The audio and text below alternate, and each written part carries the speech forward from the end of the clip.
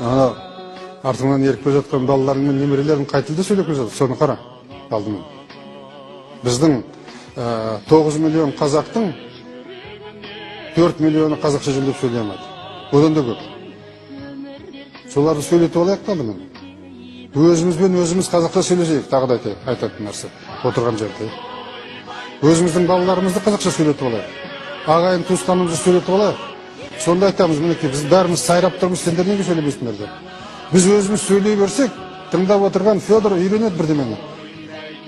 Біз сөйлемесек, оған қазақша сөйлетпесек, ол қалай сөйлейді? Өзіміз сөйлемей жатып, басқалардың бәрін сөйлетеміз дейді. Не деген? Бұл жерде тұжырымдап айтатын бір мәселе бар. Терең мәселе, көкейдегі мәселе. Бізге елдің ішіндегі ең бірінші мәселе тыныштық. Соның кейін қазақтың баянды болашағы